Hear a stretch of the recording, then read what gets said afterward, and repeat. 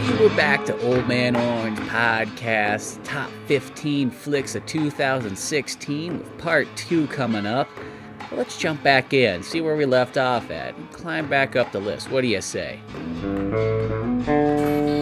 Well, number 8 for you. Number 8 for me is Hardcore Henry. Ooh, good choice. I'm actually kind of bummed I didn't have that one on there. I probably would have thrown that in the top 15, but I forgot about it by the time I made the last 5 section. Hardcore Henry, it was one of those movies where it is just kind of like, it's really basically a ride almost. It is really just shooting guns, looking cool.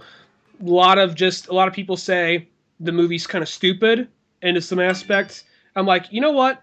It's like, I'm going to say this, because it does have a lot of this like Metal Gear Solid shit. Like the guy just lifts someone up with his mind and kills them, and really over stylized crazy shit. But it's one of those things like, it's okay because the movie is well aware of it. You know what I mean? I've heard some people say, like I was about to say, some people say this movie is stupid, but it's so fucking fun and so good, you don't care.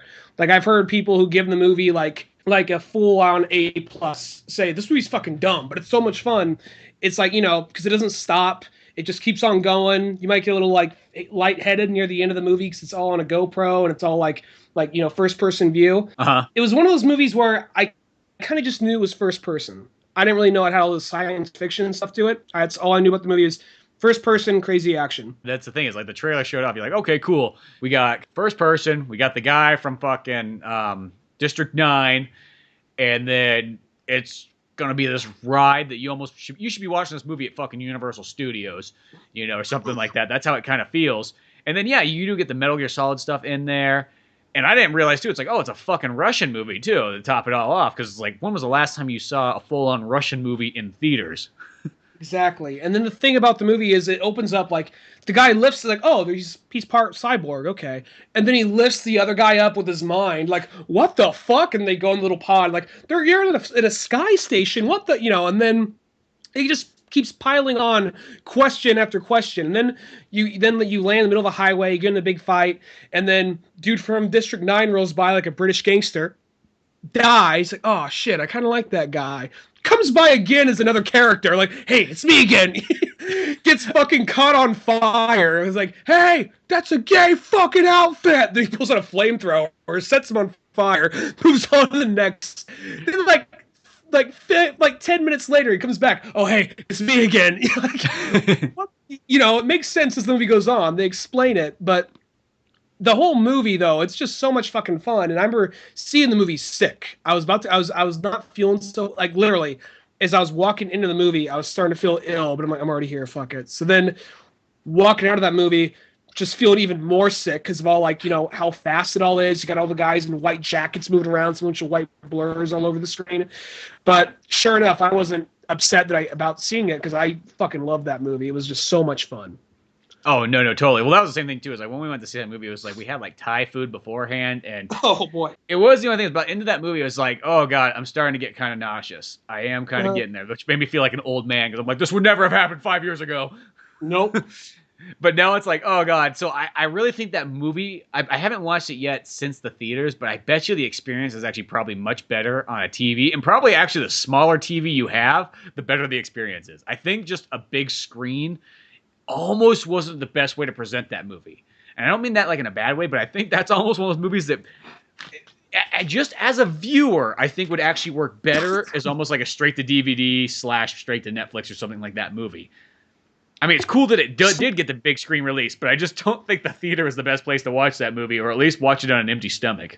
No, I agree. And I'll say this about that movie. Something I realized till later, it was actually... it was inspired by a music video. It was directed, like, there's some Russian band. I'm drawing the blank on the name of the band. But I think the guitar player or lead singer to a band directs their videos. And he did a video all in first person, which kind of inspired this movie. And he went and made this movie himself. And he has a couple of his songs right in the movie. See, that's pretty sweet. That was the thing I liked about it, too. I liked one, it was pure, like, Russian. They just did the smart thing like French do, where they just get a couple, like, English actors, and boom, confuses the Americans. Mm-hmm. And... yeah, just all about just badass action like that. That's one of those ones I can't wait to watch that movie again.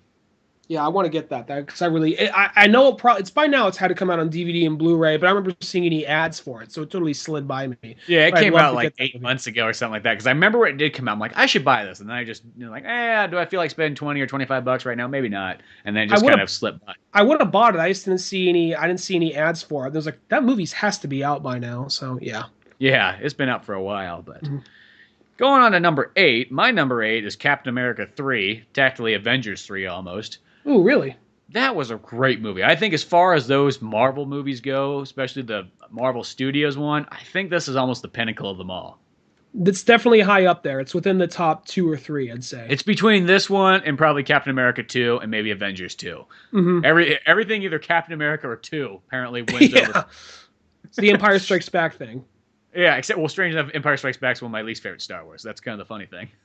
I don't even know you anymore. See, I'm just not one of those Empire Strikes Back people. I don't know what it is. Everybody else seems to. I mean, I love the movie. Don't get me wrong. Just doesn't hold a candle to like fucking Return of the Jedi. That's all I have to say. Okay, all right, we'll leave it at that. But yeah, that's all the podcast. I guess I like a little bit more action than the average Joe. And I like fucking more spaceships and shit. But that's just me.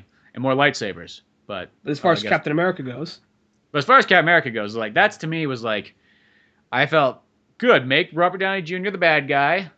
But still, like it's balanced out that you could kind of, depending on your like kind of views on life, you could kind of go either way. But maybe just because I'm just a freedom-loving, like liberal fighter, I chose Captain America. Like you take down the system, Captain. I'm behind you all the way. Oh, and you're gonna have Hawkeye on your team, who's like my favorite character, and fucking Ant-Man and all the other guys I really like a lot. Perfect. I will say that like Iron Man with the like most of his team was kind of like he had Spider-Man, he had him, he had by that point I guess Vision. Well, he felt like he kind of bullied all the other people onto his team in a sense because Vision's like, well, I created you, so you're fucking gonna be on my team. Yeah, kind of. Spider-Man, you're a 16-year-old boy, so I just could bitch slap you and give you new clothes and you'll come join me. Black Panther just kind of chooses to be here because he just hates Bucky that much. Yeah, because he's got a reason there, Strange enough, Black Widow always feels like kind of the weird one. It feels like she should be on Captain America's side, but I'm actually kind of fine that she's on like Tony Stark's side. I'm like, oh, that sounds like the choice I would have made. Doesn't seem like the choice that everybody else would have made. Spoilers, she is by the end. Well, yeah, she kind of realized she's more like in the middle, I guess you can kind of say. But And I will say the whole thing, this movie, because everybody in the movie, it's kind of like Magnificent Seven in the sense that there's so many characters, but everybody does a good job. And Robert Downey Jr., I think because during the past we've talked about they try to make him too funny in the Marvel movies. This one, I think he's balanced out perfectly between. He's super dialed in this movie. Between being really funny and giving a really dramatic performance, like we know he can, like we see him do in other movies, and just the part at the end where. Because, they make it out to be almost kind of like the airport battle would be the big end piece. No, that's just kind of like the beginning of the third act. And yeah, it's like the end of like Act 2. Boom, you got this big battle, and it's like, oh, that's just fucking like one more step. And then it's just kind of like it condenses down. I think it almost gets them a more claustrophobic feeling when they get to that Soviet base, and it's Iron Man, Captain America, and Bucky going against each other. And that whole scene is just the last part where he's like, "Did you know?" He's just like, "I didn't know it was him. Don't bullshit me. Did you know?" And then he's like, "Yes." And he just pauses for a minute, like he's literally thinking, like, I want to, but fuck it, I'm doing it. Hits him, and the fight just fucking picks up from there. Yeah, and it's just like a hardcore fight, too. That's what I think I like about it, too. It's just like these guys just brutally punching each other that, one movie ago were just, fighting together as good as can be. Exactly. And it's a logical progression, the way this movie gets there, because no one's really yelling or mad at each other that much. They're more just kind of irritated. And even the fight, it's more like everybody's kind of pulling their punches, or if they launch a missile at that person, they know that person can dodge it, or they know that person's strong enough to withstand it. So by that point in the movie, though, it's just like, I don't fucking care anymore. And it gets there by a logical way. Yeah, it's almost like they're getting close to just fucking killing each other. Mm-hmm. And I think, once again, it's the logical thing. It's like, that's, I think, what made Captain America 3. Like, I will say, the build-up between that Captain America fighting Iron Man compared to Superman fighting Batman, it's like, well, here's the thing. What made that build up such a nice one is you had tons of movies to get there. You know what I mean? You had 3 Avengers movies. You had 3 Captain America movies. You had 3 Iron Man movies. You had all the little in between stuff too. So to make this grand build up, that made it really cool. Where the Batman versus Superman, like, it's almost like that should have been like either the second or third movie in a trilogy. It should have, yeah. There should have been the first. I mean, like, it still works. I'm not saying it doesn't work in Batman vs Superman, but that's like almost like condensing like almost 2 or 3 movies into one and just being like, let's get there. I think that Batman, without going too much into Batman v Superman, because we do that, but just Batman always seems to weave his way in. It seems our elbow his way into the conversation. But, so you're talking about Avengers? Oh, let me tell you about Batman. Well, the thing about Batman is it's like about Batman v Superman. I think you could get there because, like, what's the first thing every superhero does? Every time 2 superheroes meet, what's the first thing they always do? They most always fight. They usually fight, and that's kind of what I thought the movie was. I thought it would be that, and they move on to Doomsday or something else, where it was more trying to do a dramatic build-up to something like Dark Knight Returns, which has years of history behind it, where it should have just been like, fuck you, fuck you. Oh shit! Yeah, that's how the movie should fucking start off. Just all it says is "fuck you," and then it just opens up like fucking Batman and Superman. Maybe like on like the fucking Antarctic, just like punching each other. They're like, "We've chosen an area that has no fucking civilians." Fucking looks at the camera. Fuck you guys. Just double down on like just double down like on like an igloo village. Like, no, the igloos. Like fucking Batman's got 2 fucking Eskimos in his hands. He's like swinging them around at him. It's like, I thought we were in the Antarctic. Whatever. I picked up these guys along the way. But no, but like that right there, I think it's something where you could have like. I think they should have got the fight out of the way a lot sooner and then teamed up for something else with Batman v Superman, where it was all logically building up to something. It took like, Jesus, 7 or 8 years to get to this point, but it doesn't feel like it. And it actually, it's I think for that reason, it's one of the best Marvel movies. No, yeah. And I would say it's between this one, Avengers 2, and Captain 2. And I probably even maybe would still go with Captain America 3. I don't know. That movie is like, to me, the perfect Marvel Studios movie. To me, I just think those movies kind of get better as time goes on, apparently, because obviously all the ones I like are all like the later day ones. But I think that I'm on the same boat with you for the most part. I mean, I still really like Avengers, but Avengers 2. Yeah. I like all the other ones too, but I just think these are like the perfect ones. Yeah, and like I think I might like this. I know I like this more than Avengers 2. I mean, more than Captain America 2. But I'm bouncing between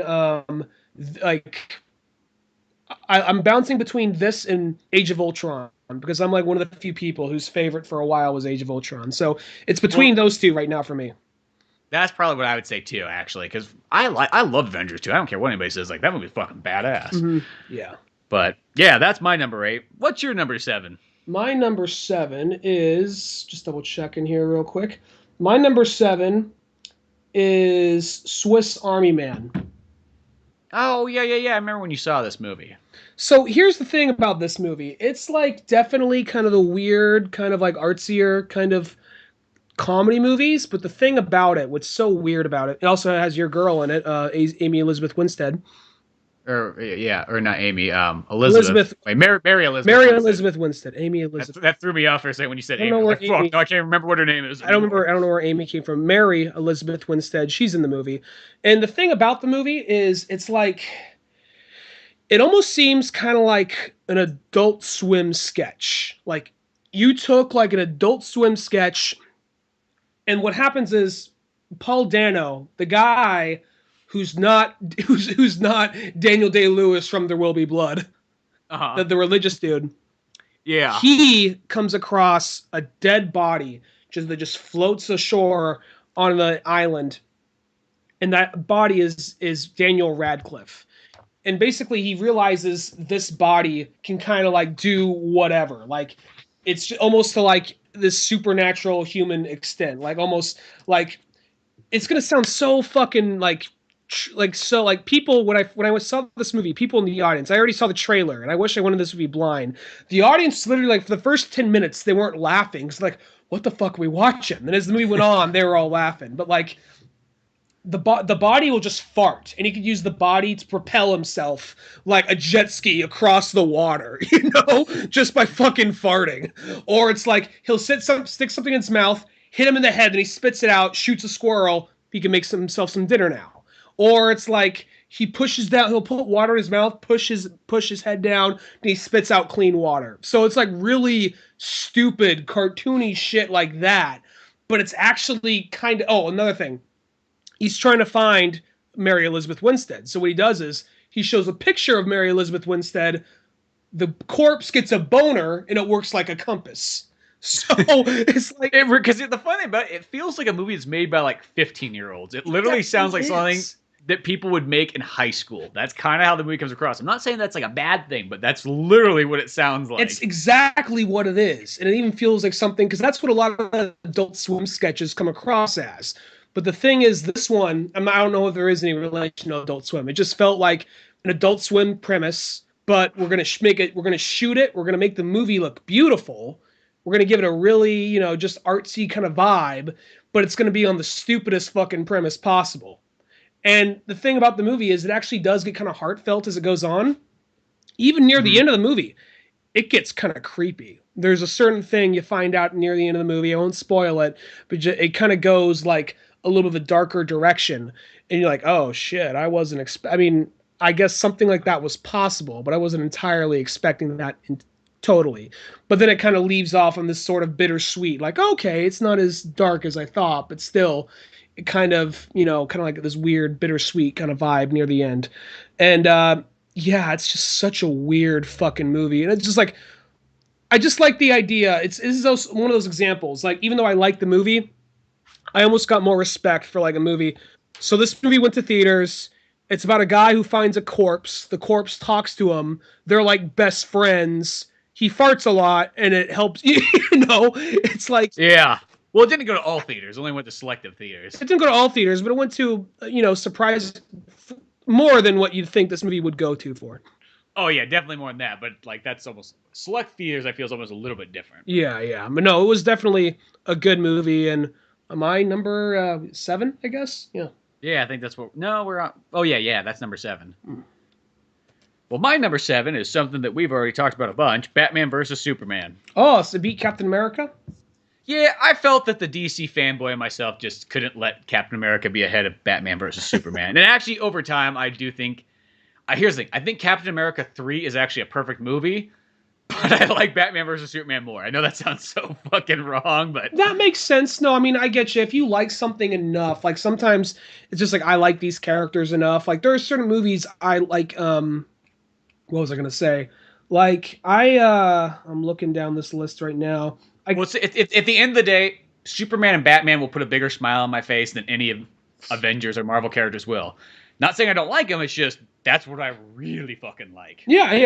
I agree with. I mean, I see what you're saying there. I'm not arguing that or debating that, but there are some cases where it's just like I know this over here is the better movie, but I don't care. I just get more enjoyment of this movie, and that's how we're rating the list. Exactly. So I guess going on to number 6 then.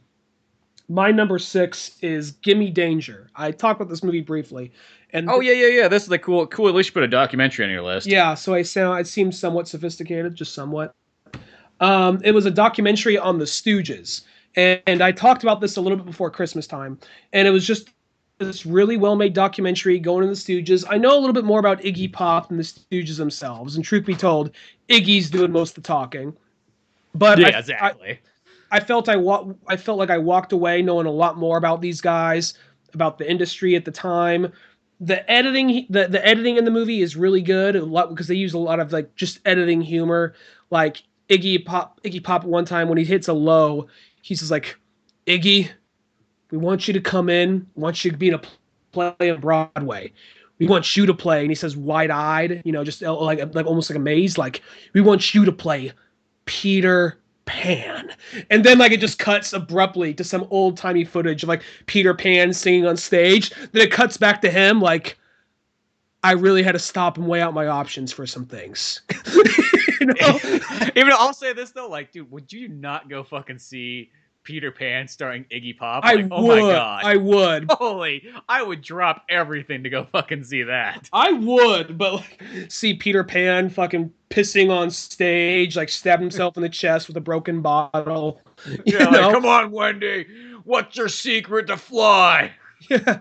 You can fly, you can fly, you can fly. I don't know why he's singing it like fucking Danny DeVito, but I'm taking his actual I'm taking his actual voice and then not giving his singing voice, but like you can fly, you can fly, you can fly. I can't he has a hard voice to imitate singing, but yeah. Anyway, but no, like, or other jokes, like he talks about when I first got to LA, one of the things I was doing, I was walking around in like tight leather pants. I was walking by a pet shop and I saw a dog collar. Like, you know what? I'll probably look pretty awesome on stage with a dog collar. So there I am, just walking around town in like black leather pants, no shirt, in a dog collar, and then a black Buick pulls up. The driver gives me the dirtiest look. It's fucking John Wayne. And they cut to like footage of old John Wayne movies. Look at the car, putting a gun, like, next time you see me, there's gonna be trouble. You hear me? So there's a lot of like editing gags like that. And it's not like an hour and a half of that, but it was a really informative documentary, and they found a way to keep it funny as well as really informative throughout. No, that's really cool. And that's the way you gotta do a documentary. I think the best way to combine learning is with humor. And it's not, and it's not like joke after joke after joke, but those are two jokes that just really stood out in my head. No, but yeah, it's that balance still, though. Just like, breaking it up here and there with just a little bit of humor to keep it going and just give you some good stories. Mm-hmm. No, that's really cool. That's one of those ones I really do want to see. I don't know. Had that come out on DVD yet? Because that seemed like that just came out in theaters. It had a very short limited release. When I saw it, it was only playing for 2 days. So, and you might be able to download it or rent it on Amazon Prime or something. That's probably true. It probably came out pretty fast then, if that's the case. Going back to number 6, I'm going to talk about the most fantastic movie that I saw that we already talked about. Magnificent Seven. Oh, there we go. I think this is going to move a little quicker now. Magnificent Seven was totally badass. Once again. Yeah, just in case you didn't remember, Magnificent Seven, awesome movie. But it's a Western, goddammit. If only it was, I guess I should be happy it's number 6, but how fitting would it be if it was number 7? That's true. Clearly I got the Final Fantasy one dialed in, but I'm disappointed in you, Spencer. I know, I just can't get these all right. Look, there's literally a 7 sitting next to a 7 on my list, but I didn't see the connection. All right, now here's where my list goes totally just full on. Like before, it was like kind of sprinkled with a little bit of like, okay, a little bit of superhero, a little bit of like mainstream stuff. Here's where it goes full tilt, fucking Disney, Marvel, just big name stuff. Your big box, big brand shit. Not gonna lie. So just giving you a heads up. Okay. Now you just spoiled your list. I didn't spoil it. I said, you don't know. There's more than one of those kind of movies that came out. So no, but my number, are we on 6 or 5? I think we're on 5 for you. Zootopia is my number 5. Nice. Zootopia was fucking amazing, and I didn't really think... I didn't think I'd end the year saying that. I didn't either, because that was one of those movies that kind of came out. I'm like, yeah, that looks okay, whatever, fuck Disney, CG, whatever. Like that's kind of how my attitude was. I'm like, it's probably good if you watch it, but whatever, I don't fucking care. Like, I generally, CG movies just don't jump out at me. I'm just not realistically into it, unless it's something like Final Fantasy Kingsglaive. Maybe it all comes back around. It's like fucking 1993 all over again. I only seem to like things that have realistic looking characters in it. Nothing's changed. But no, Zootopia was that movie that blew me away. I did not think I was going to like it that much, and I've watched it multiple times. I want to buy it, actually. I'm surprised I actually haven't bought it yet. Mostly it's just because Disney was like, Jesus Christ, fucking still $25, and that movie's been up for almost a year. Yeah, exactly. And Zootopia is one of those movies for me. It's just like, I was the same way. I'm like, you know what? It's probably good if I watched it, but kind of like Moana, but times 10. Because when I went to see Moana, I'm like, I liked Moana. But then Zootopia, like... Not Zootopia good, though. Oh, no. Zootopia was just one of the... Well, first off, I kind of knew it was sort of a cop movie. But even as a cop movie, it worked really well. Like, it was a good detective story. And even that movie, there's not like an ounce of fat in that movie. That movie is just trimmed out. At no point does it feel too slow. No point does it feel like there's too much information.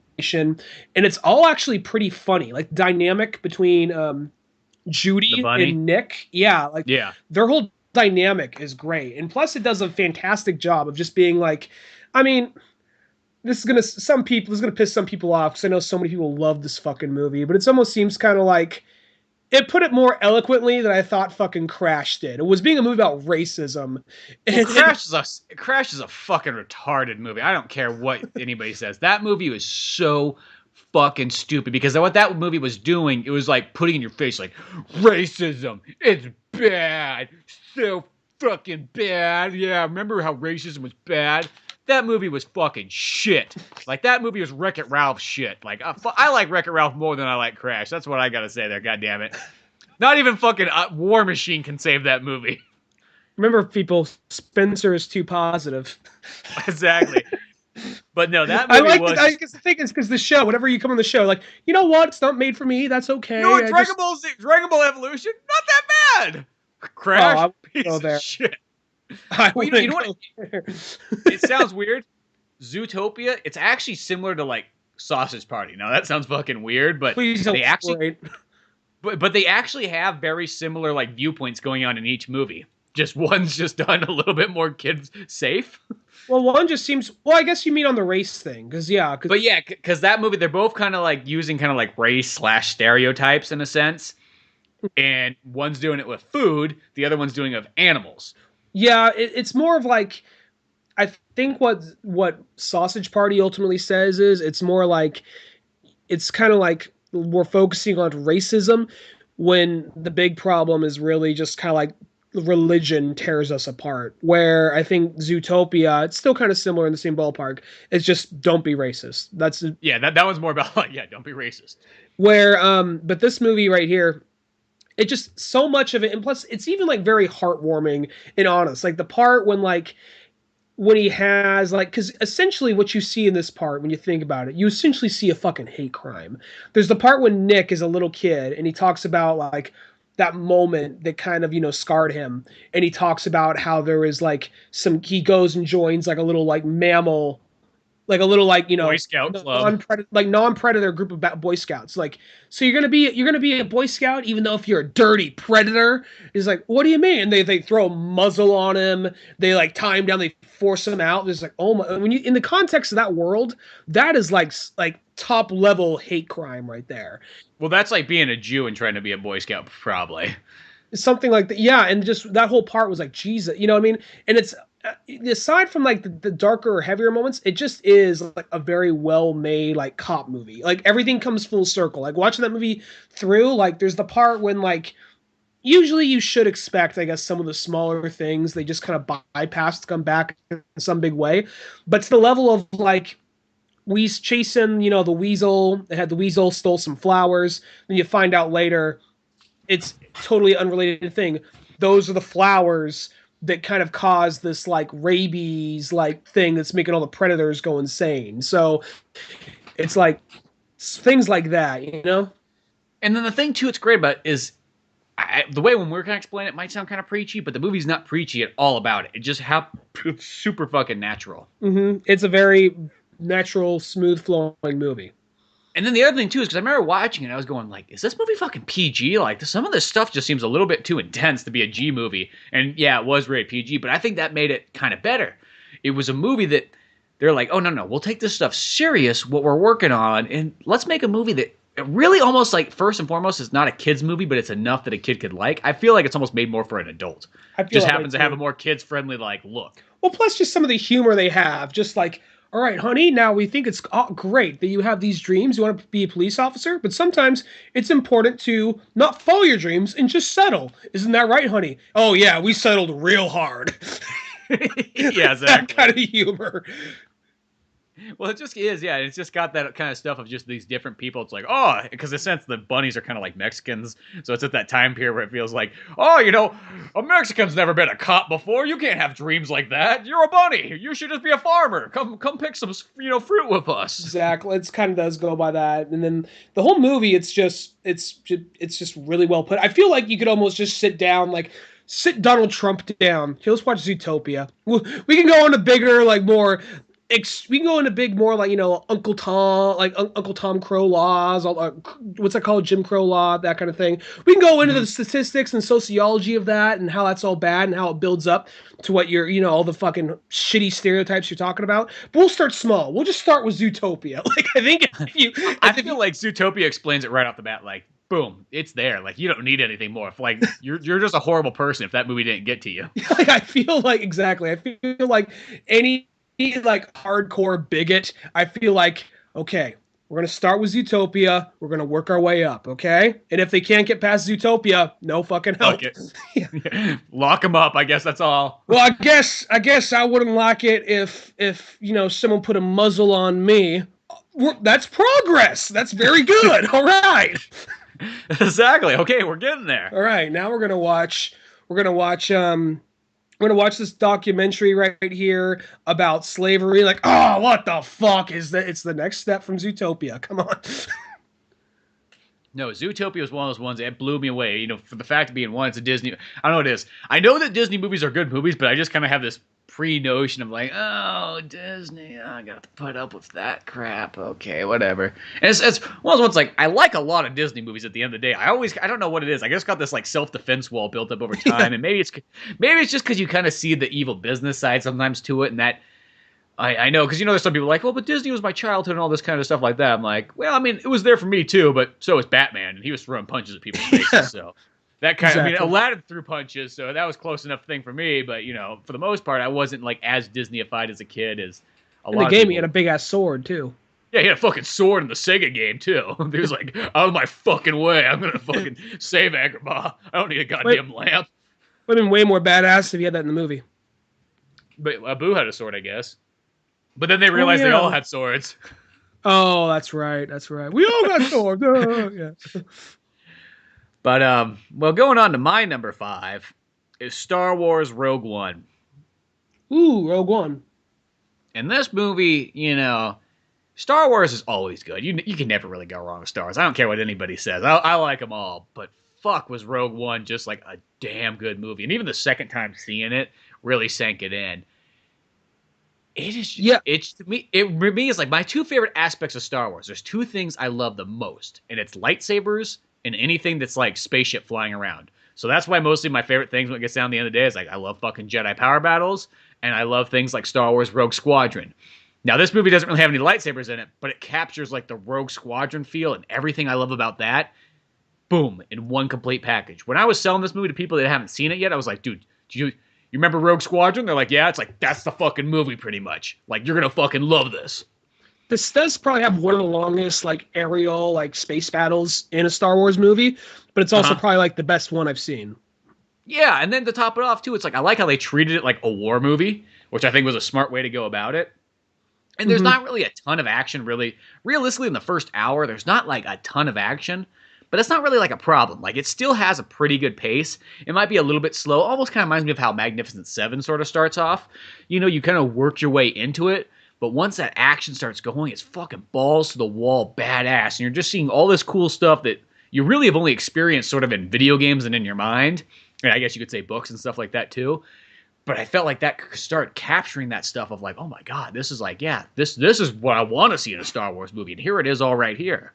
That is what's kind of cool about this whole expanded universe thing they're doing now, because, like you said, we've never really saw a whole lot of like anything to this level in the movies. You don't have to go to the books or the video games to see that. So and this movie did such a good job of it, and plus, the war, like when they're in the city, it gets destroyed by the Death Star in like the first act.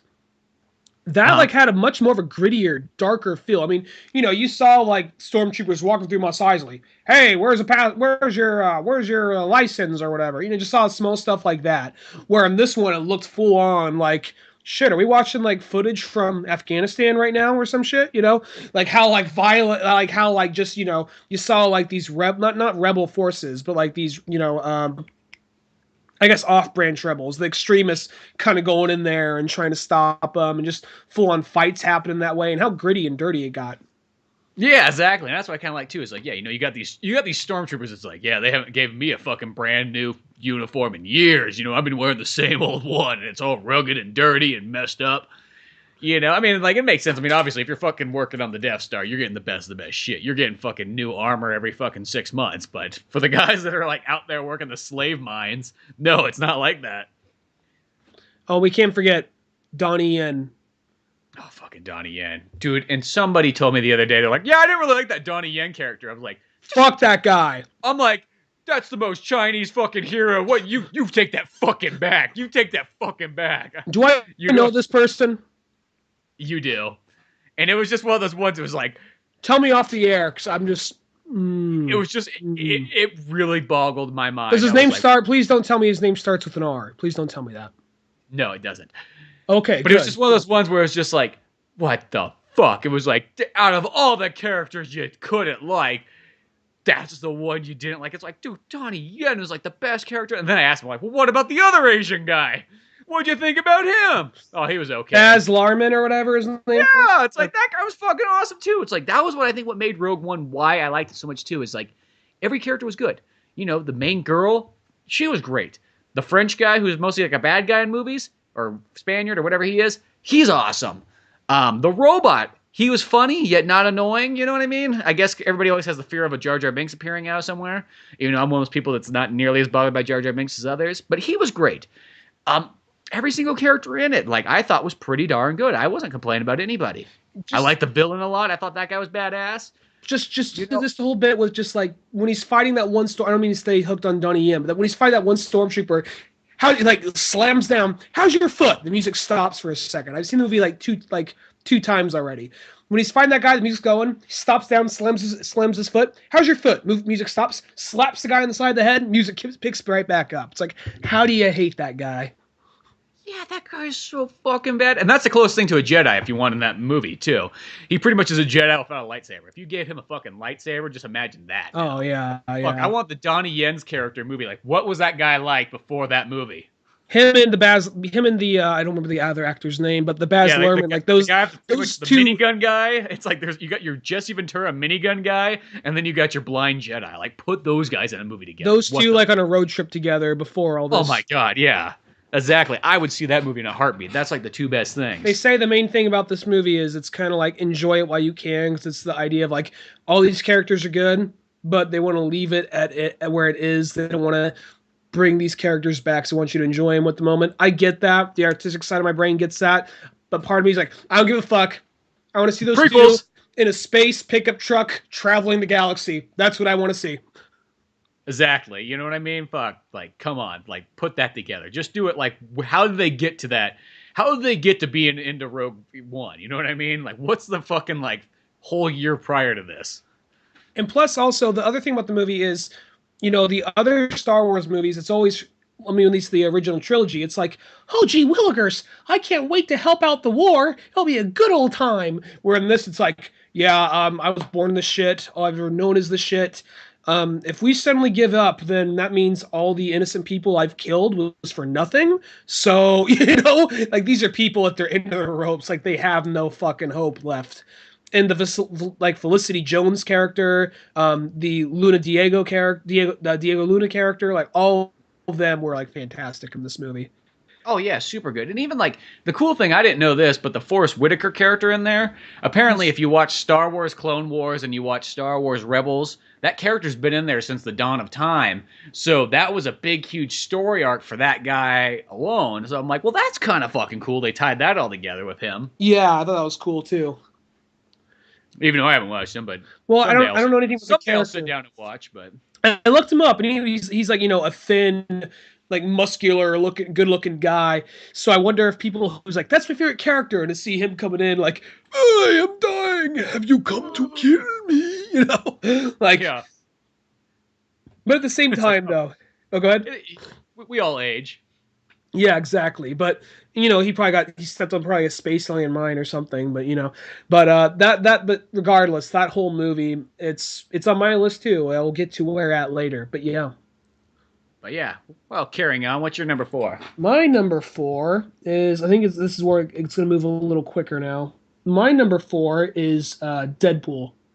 Deadpool. Oh, so you had that really high up on the list. Yes, I did. But that's okay. Deadpool's like one of your total favorite characters. That makes total sense. Yep.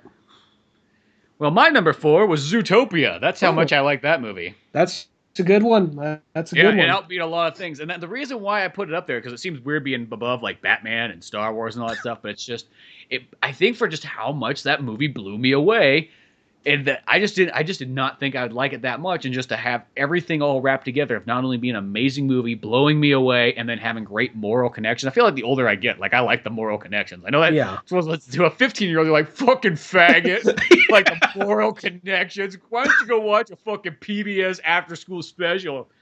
Maybe I will, you know? It's like, oh, gee, fuck, it's a 15-year-old pushing me around now. But I don't know what it is. Like, I like that. I like when a movie's like, yeah, I like that. It's got a reason behind it. Teaches people good life lessons. Why don't you go to church? Fuck church. What are you, a fucking idiot?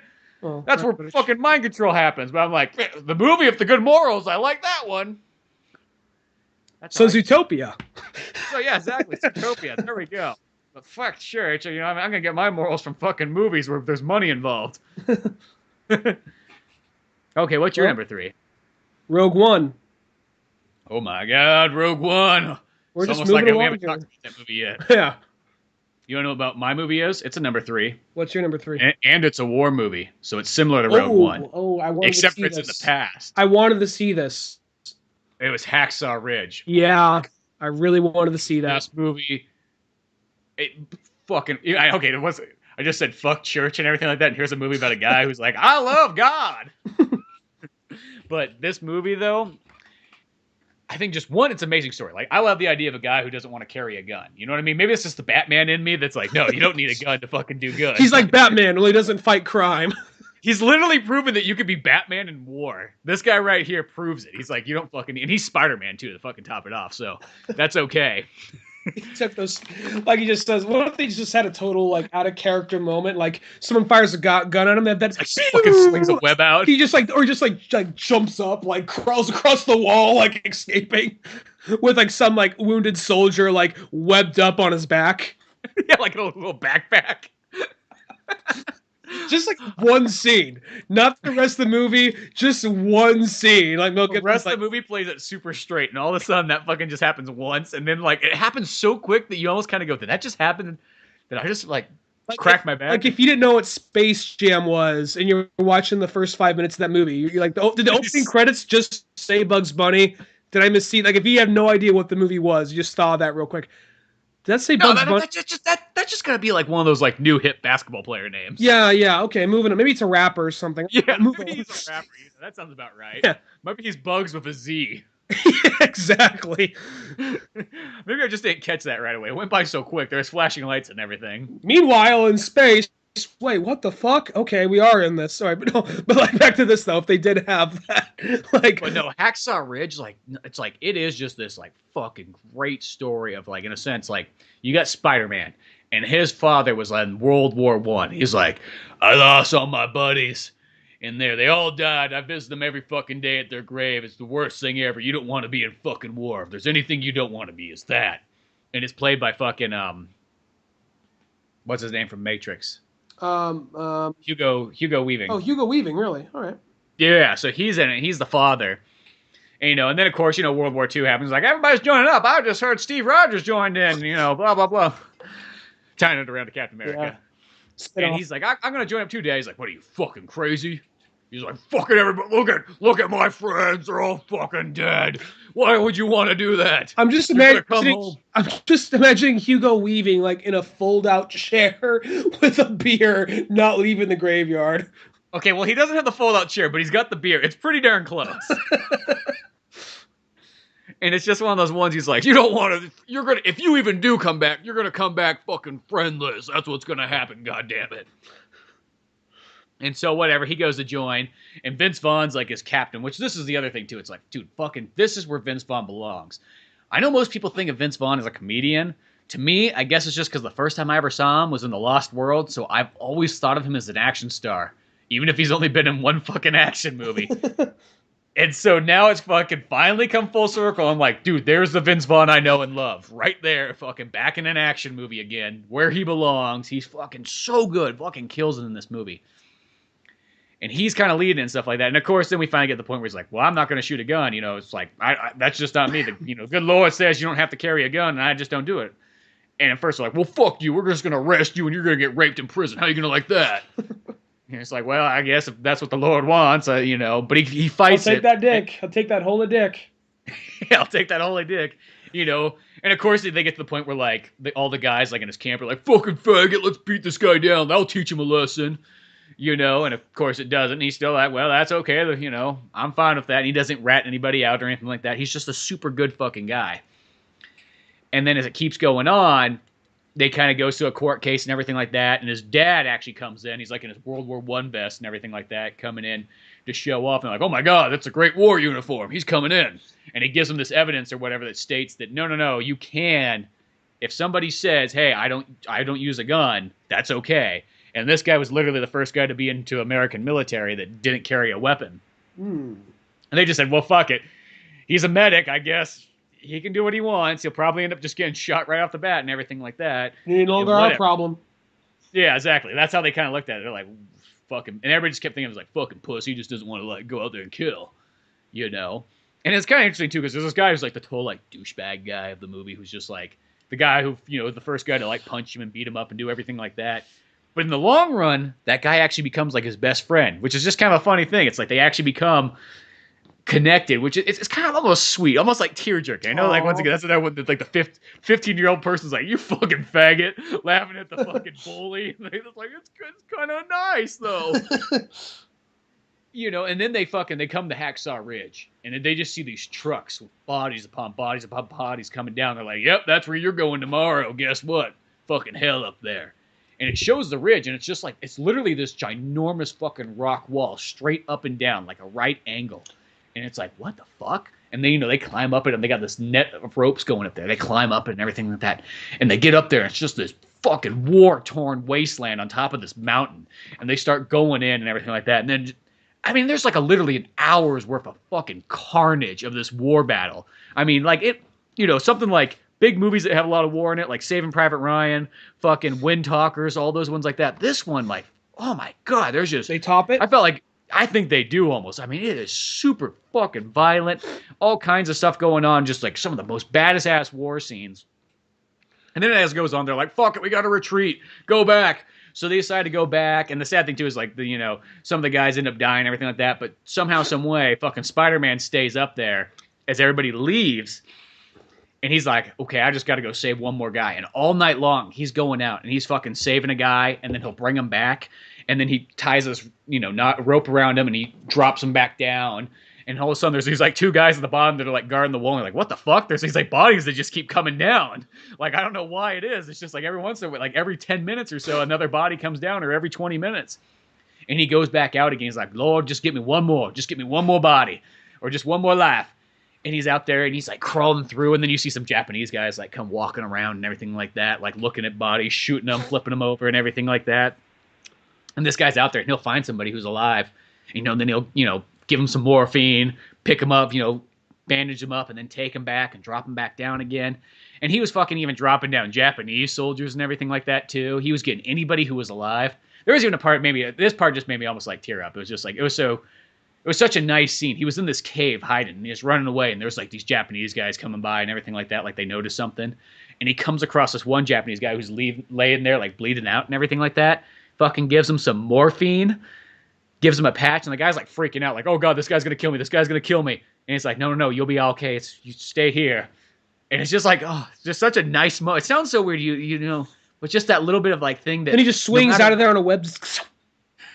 Yeah, exactly. But it's just that thing that, like, in war, he's playing no judgment, because most people are always so like, that's the enemy. They're not worth anything.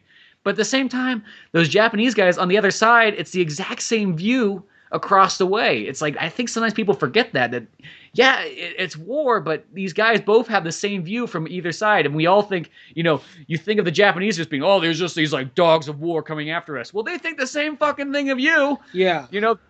And that's the thing, and all it is, it's that fear. Japan, they just had that fear. They're like, fuck it, we're not gonna get invaded. So guess what we're gonna do? We're gonna take over. We're gonna fucking go massacre China. Fucking go massacre Donnie Yen, and then fucking, fucking if you've seen it, man, yeah. And then, that thing, same thing as the Nazis, too. That's the exact same thing. They were like, fuck it, we're not going to be invaded. Fuck those people around us. Let's go fucking make sure that we're protected. But people they go, oh, that's just the enemy. That's just the enemy. It's like, well, that's called fear and a whole lot of it. But that movie, Hacksaw Ridge, super fucking touching. And just the fact that it's also based on a real story. I mean, that guy saved over 75 guys, both Japanese and American, even though I'm pretty sure this is the sad part. When a Japanese soldier came down, I'm pretty sure some dick American guy shot him, but whatever, I guess. He's like, oh, easy kill, bang. Yeah, look at that. High five. Like, who gets points tonight? Why is Borat on the team? I don't know, but, when there's a high five involved, it just sort of comes out. But no, Hacksaw Ridge, fucking amazing movie. I think that almost might be like one of the best Mel Gibson directed movies. So good. I need to see that because that was on my list of movies I wanted to see. Like I said, my list of movies I wanted to see is almost longer. The kind of bummer to that movie is it hasn't come out on DVD yet, so you can't. If you missed it in theaters, you can't really see it. So you gotta wait. I think it comes out in a couple weeks or so, or February or something like that. But that's my number 3. Your number 3. Well, my number 2, Captain America: Civil War. Oh, there we go. Good old Captain America. And I totally agree with that one being up that high because that movie is literally a perfect movie. Like, there is nothing fucking wrong with it unless you fucking hate superheroes. And it really, like, that is like 8 years of work building up to this movie. And it did not feel overcrowded. I mean, that movie introduces Spider-Man to this universe. It introduces Black Panther. And at no point did it feel like too much was going on. And the nice thing, too, we didn't really mention this, but, like, everybody kind of knows this. I love how they do the Spider-Man thing. It's like, who fucking Spider-Man is? Like, what, you gotta fucking tell you his fucking uncle died? His uncle's already fucking dead. We don't need to go on that again. Just use the movie. Yeah, if you want to fucking know how he died, you will go watch Spider-Man or Amazing Spider-Man. Bam! You're all set to go. No, Captain America 3, amazing. Well, this is what my number 2 is. And this movie is one of those movies that I am kind of ashamed that this movie has been put so far back on other people's lists. When I was flipping through, just looking at other people's top 10, top 15, 20-year lists, this movie was so fucking far behind. And it wasn't on, like, anybody else's list. And I was like, what? This movie is one of my favorite movies of the year. It was so fucking amazing. And that's The Nice Guys. Oh, Nice Guys. I fucking love Nice Guys. It was just one of those movies where it's just... I was like, fuck, let's go see, we got, what's his name, doing a brand new movie from Shane Black. Predator. Shane Black. He's coming back, he wrote Lethal Weapon, one of the best movies of all time. He's in Predator, one of the best movies, and then he did a bunch of other great movies throughout time, but boom, he's coming back. He's kind of doing, in a sense, like another Lethal Weapon-ish movie, I guess you can kind of say. It's based in the 70s. You got Russell Crowe and you got Ryan Gosling, 2 fucking fantastic actors. Slap them together. And then... it's like one of those movies, like, the trailer looked great, but it's like, I didn't realize this movie was going to be nearly as good as I thought it was going to be. I mean, I knew it was going to be fun, but then you watch it, you're like, oh my God, it's fucking hilarious. It's got good action in it. It's got great bits. The 70s time period, I feel like they do it really well without just putting in, like, the main things. Like, they'll put, like, little things. Like, I love how they drive past a comedy club, and it says, like, Tim Allen performing tonight. I'm like, that's fucking awesome. That's just such a deep cut right there. Yeah, I know. Or, like, even the movie poster, it's like, they got a Jaws 2 one up there and stuff. And how it's going on the gas crisis of the 70s. Oh, yeah. It's got that in there, too. And just everybody, there's, like, a character for everybody in this movie, too. You got older characters, young characters, kid characters, and they're all good. Everybody in there, like, is a perfect, well-rounded character. And it's just some of the small things that happen in that movie, like the part when, like, Ryan Gosling, like, when he comes home and his friend, his daughter and his daughter's friend are over. He says, like, I thought they're supposed to be at your house, and your sister's supposed to be watching you. My sister has a guy over. Oh, she's such a slut. I know. Or it's like some of the smaller jokes, like when the little girl comes in. I'm so ready for the little girl to, like, fucking ruin the movie. The little girl is just, like, holds her own. This is going to sound creepy, but it actually works out good. This movie is almost more about the little, like, bonding between Kurt Russell and Russell Crowe. Oh, yeah. Russell Crowe. Kurt Russell, my bad. There's a Russell in there. And a Crow. There's more about, like, Kurt Russell, or is it Russell Crowe? Russell Crowe. Oh my God! How do I Kurt Russell? It technically, how do I get mixed up? Yeah, okay. You could see Kurt Russell playing this character. Though, you could, yeah. I was like, which one is it again? I'm getting which is the real one? No, but anyway, Russell Crowe, he literally it's more almost about him bonding with his partner's daughter, which sounds weird, but it actually works out very well for the movie, and it's actually a great dynamic because she's almost more of an adult than her dad, played by Ryan Gosling. Yeah, her dad's kind of more just this kind of private eye loser who really more than anything steals from old people. He's an alcoholic. He's not really even that great at his job. And he's a private eye with no sense of smell, which is funny. It comes back around full circle. It's like, are you fucking serious? You're a private eye. You have no sense of smell? Yeah, what? I can't remember. How does he, like, lose it, too? Does he, like... He says somewhere in there how he lost. He hit his head really hard one day. I think it was like that. But then you find out it's a bit of a tragic backstory because since he had no sense of smell, he could not smell they had a gas leak, which killed his wife. Mm-hmm. So it comes around, but the movie's just got one of those ones, like, not only is it a comedy, not only is it an action, and then it's got dramatic moments in it, too. Got a cool atmosphere. And it's one of those movies, it kind of came out in theaters and just kind of came and went. It was kind of a bummer, too. And I told everybody about it. I was like, oh, dude, you got to go fucking see Nice Guys. This is the movie to see. If you're going to see one movie, see this film. And that part where, like, it's just a lot of the humor that kind of comes through the movie. I mean, there's a lot of twists and turns that kind of come in, and they're not super obvious. But they come in, and some of the smaller jokes they have in the movie. Like, there's the part where, like, it'll take a cliche, and then it'll run with the cliche and do something really funny with it. Like, there's the part where, like, the little girl, someone gets the little girl at gunpoint, and then, like, the little girl, like, then throws, like, a pot of coffee on her, and the lady just pauses, and she's like, you just throw cold coffee on me? Like, I thought it was hot. That kind of shit. But then what ends up happening is just like, just go stand over there. And as that happens, she like slips, hits her head on the side of the table and goes down. Like, oh, it all worked out anyway. Exactly. Just like small stuff like that. Or even the part 2 where like Ryan Gosling, he's out at this party and everything like that. They're trying to figure out how this murder mystery is going. And it's just pretty much this porn kind of like stripper party thing. And he's all drinking and acting like he's really cool. He's like, yeah, I'm a stunt man or whatever. And he leans back and he fucking rolls off the back of this deck and then rolls all the way down the hill. Like, and he's like, oh yeah, I kind of meant to do that. But in this process, he finds one of the dead bodies that they're kind of looking for just by fucking literally stumbling into it. And lighting a cigarette. Like, he doesn't even see it at first. And it's kind of a cool trick. So he's just like, oh, whatever. He leans back, pulls that cigarette, lights the cigarette. You see, like, the face of the dead body right next to him. Like, if it was a horror film, there'd be, like, a shit noise right there. And then, then he turns around. He just has almost this very comical, like freaking out, like, there's a fucking dead body, you know?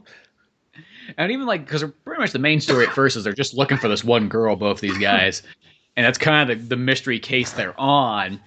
But that even, like, has a twist in it, too. I'm maybe not even going to say it because it is one of those ones, like, it just twists all of a sudden. You're like, oh, what the fuck? I guess that's not really exactly what's going on. Mm-hmm. You know, it's something else. Well, it's also... oh, go ahead. No, I was just saying that's kind of what it is, so you continue on. Well, it's also a lot of the small jokes, like, you know, just... I mean, don't get me wrong, the whole movie's great, but it's peppered with so many great moments throughout it. Like, there's the part when they go to a college, they're looking for that particular girl, and there's a bunch of protesters laying there, like... Hey, we're looking for Amelia. You're like, we can't talk to you. We're dead. We're dead. Cause the air, man. Cause the air is killing the birds. Just like, are you fucking? Why? Where's Amelia? Anybody seen Amelia? Can't talk to you. Sorry, dead. Lay back down. And then he accidentally steps on some girl's foot while walking down. She's like, fucking asshole. Like, I'm sorry. I thought you were fucking dead. Just keeps walking. And I like, it's like, well, then you guys have gas masks on. Why are you dead? They can't really think. That's the fucking point. Yeah. And then they go to find, like, you know, out of that group, they get one guy to kind of help them out. And they go like, oh yeah, this is the house she was last at. You know, the guy died. Like, he was a filmmaker and his film caught fire and that's what killed him. You know, it's like what made him live ultimately is what did him in. It's kind of weird when you think about it. No, it's not really. I like that part too, because then there's like this kid that rides by, like a 10-year-old kid on a bike, and he like rides by, and they're like, hey, do you know what happened here? He's like, yeah, I could know something. Maybe if there was some money involved. And they're like, oh, whatever, fucking kid, $10. He's like, yeah, that was like a filmmaker guy, you know. He was into like the porn and everything like that. He's like, what do you know about that? He's like, I don't know. I got a really big dick. This like 10-year-old kid's job. Like, they're like, what? He's like, yeah, you want to see it? It's like, no, we don't want to fucking see it. He's like, 10 more bucks, I'll show you my dick. She's like, I already gave you $10. What the fuck am I saying? Walking away. It's just peppered with all these great jokes. I feel this movie's like Shane Black. Like, I'm not gonna say it's like his best movie, but it literally is him fucking at his best working. I mean, like, dude, this is firing on all cylinders. Yeah, I loved this movie. It's just so good. So that's your number 2? Yeah, that's my number 2. Is that your number 1? That's my number 1, yeah. I assume so because it didn't come up on the list yet. So I'm like, oh, it's got to be Ryan's number 1. I'm curious to know what your number 1 is. My number 1, this is the movie that I like most out of any other movie this year that really blew me away. And I just think it's a full-on phenomenal movie. And that is The Accountant. Really? Accountant is number 1? That movie, and I actually just bought it the other day because it came out. And watched it again, and I liked it just as much, if not even more, the second time watching it. Because sometimes that's kind of how it is. Some movies you watch, and you're like, oh my god, that movie's so fucking amazing. And then you watch it the second time, you're like, well, yeah, it's good. Just didn't feel as good as that first time I watched it. Not this movie. This is one of those ones I watched the second time. I liked it even more. It's just one of those ones, I think, because it feels like, it just does not feel like a movie I've ever seen before. It's, yeah, it's sort of a thriller, and yeah, it's kind of like, an action movie. But it does something different. You got the accountant, who's like this kid who has Asperger's syndrome, grows up to be Ben Affleck. One day you could be Ben Affleck. But the thing is like he becomes this accountant, and he's like super good at his job because he can memorize these numbers and he can calculate them so well just because that's how his brain works. And even like he's almost like this kind of like good guy accountant where like he helps out like the fucking working class man and woman who needs help. But no social skills about it, though, but still has... But yeah, with like no social skills about it, which makes it kind of funny at the same time, too. And then he's also, working in like kind of mob dealings and things like that, too, being like the ultimate accountant for all these guys. And maybe another thing, too, is like, this may be why else this movie relates a little bit more to me. Like, my mom taught special ed for so many years, and she was like a one-on-one aide with a kid who had like pretty much the exact same thing as Ben Affleck in this movie. So it's like I know that personality type really well. That's like just super blunt, no gray. It's black and white, and things have to be done, and kind of things like that. So it's like I kind of stand that maybe a little bit more. But just this movie itself, too, it's just like I thought that one, that's a cool dynamic anyways. And then just to have him be this like expert killer, and just the way it kind of goes throughout the story too. Because at first you're like, oh, okay, there's this guy that they're looking for, this accountant guy that nobody really knows about. I mean, obviously you know who it is because you're watching the movie. But then you got fucking J.K. Simmons in it as like the investigator looking after him, and he's always phenomenal. And you got fucking as the bad guy, you got what's his name from Third Rock from the Sun? Oh, I was gonna. Oh yeah, John Lithgow. John Lithgow, and then there's the assassin who is Frank. Is his name Frank Grillo? Is that his name? The actor, the guy from Grudge Match, and Punisher, Punisher, and then what's it? Wolf of Wall Street. Oh yeah, he's in that one too. And that guy's fucking. I love that actor a ton. He's too. a great villain. He's a fantastic villain. And he's sort of the thing too. He's a villain. But in the long run, as the movie kind of turns out, he's not the villain anymore. Yeah. He really comes around because it's like, well, I guess we'll just say spoilers on this one.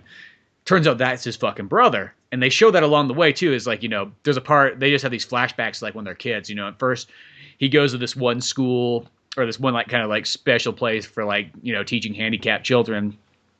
And and Ben Affleck's dad's this like military guy and whatnot, and he's like, okay, here, we understand that there's not really like a problem or a disease, it's just something a little bit different than me and you, and we work together here to get these guys along. And the guy's kind of like, yeah, whatever, life's fucking difficult out there. There's gonna be sounds and pains and all this stuff. So he's gonna fucking have to learn to be a man, the traditional way. Here's a gun. So really, like his dad's way of like manning up is like it's pretty much like my son's retarded, and I'm gonna beat the retard out of him. But he's almost like a good father. It sounds weird. That sounds bad, but it's almost like he actually is doing it all for like the best. Like he's like, I'm gonna send my kids to this fucking dojo and have them fucking fight to the death almost, because that's the only way they're gonna have to learn how to survive in real life. Because other people are gonna pick on them. And then I love there's even like that other scene it cuts to where there's all these like kids they're picking on, and like dad's like in there in the car like giving this fucking speech like, people are always gonna think something different of you. They're always gonna think of you as a freak. That's just because they fear you. That's because they just don't understand. He goes on this like nice long speech, and then it's like, okay, boy, go out there and show them what you're made of. And it just fucking 10-year-old Ben Affleck runs out there and just starts fucking fighting these kids. And then he looks at the brother. He's like, "You gonna go out there and help him?" And then they run out there, just like, "That's my boy." Just that whole part where they go out and just beat up the kids who were like kicking the shit out of him in school and all that. Yeah, like I liked the movie. I thought it was pretty good. I thought it was a fun movie. It was also, I kind of saw the twist coming with that's his brother from a mile away, but at the same time, I think it's probably better than just being some random killer. You know, I actually kind of like that twist they had in the movie. And then J.K. Simmons just fucking steals it because he's one of my favorite character actors. Yeah. Yeah, he's just so good as the investigator and all that stuff. And then also too, like the girl in there who's the other accountant, like she does a really good job. Anna Kendrick. Anna Kendrick, and the action scenes in that movie too. I think just what makes them is there's not tons of them, but when they happen, they're like badass. super fucking badass. And then, like I love how he's such a spot on like assassin and killer. Like he doesn't fucking question. It's just like headshot, take him down. And everything like that, and just him trying to interact with that. Or I love like when he's got that like mom pop. They're like, "Oh yeah, we got this farm, and we just need help with our taxes and everything." And after he helps them out and everything, like, "Oh, you're the greatest guy ever. You want to come on by? We can go fish or something like that." "No, I don't do fishing." "Oh, okay. What do you like?" "I like shooting." And he's just like out there like in their ranch, just with this fucking giant sniper rifle, just like, "Oh, okay, I guess that's what the boy's into." But later on, go ahead. I was gonna say later on, it comes back like. When people are looking for Ben Affleck to put him down, they're in there talking to them and stuff. They're like, "Well, why don't you go out there and call him in and whatnot?" And they're kind of like hassle him and stuff. And like pretty much, it's like Ma and Pa Kent at the end of the day. Realistically, that's really who Ben Affleck's helping out. And she's calling out. So it's like, "Ben," because I don't remember what the guy's name is. I think it's Christian. "Christian, would you come in?" And then all of a sudden, just a fucking sniper shot comes across the way and blows that guy's head off. And then next thing you know, it's like the other guy's like, "Oh fuck, well I'm taking you guys as hostages. Get the fucking truck." Jump in there, and they're all racing down. And fucking Ben Affleck comes running after him. Jumps on the back of the truck, kicks in the fucking window, pulls that guy out, and just fucking kills that guy right there. And then that's like no contact with him later on. Like, okay. Since with the no social skills, he just walks on out. Well, I think he like waves at him. I think he looks. Does he just wave and just kind of? Yeah, he gives like kind of like an awkward wave, like he doesn't really know what to do, and then just carries on, which just leaves them standing there like, "Oh fuck, what was that all about?" And that bullet saved us, yay! But I like that kind of awkward humor in there, and then even just other things too. I love the style, like how he's set up too. He's got the fucking travel trailer. This cool looking Airstream one. It's like, this is all the stuff I need. It's made so I can, in 12 minutes, I can be up and out of here and move to my next destination to always kind of escape. And in there, he's got all these kind of like his priceless things and all the things he likes. He's got this collection of just weird, he's got some paintings. He's got fucking first editions of Batman and Superman. He's got, just these different things, all this kind of different money and this huge gun storage and all his main things he needs. And this is kind of also his place he comes to like relax too. Mm-hmm. Just all the different little elements in that movie. I think that movie's fucking amazing. Well, it didn't make my list, but it almost did. I really liked that movie. I wouldn't mind owning that movie someday because I did really enjoy it. Yeah, that was a movie. Yeah, surprisingly enough, I know it doesn't sound like, because I think some people are just kind of like, "Oh, that movie, it sounds like a good one," but it's like, no, dude, that movie just won me over somehow, some way. Maybe it's just, I just love anything Ben Affleck to start off, but I just think just the story, the characters, the balance in it, the comedy, everything about it. I like the calculations in it. I like the accounting parts in it. I like everything about that film.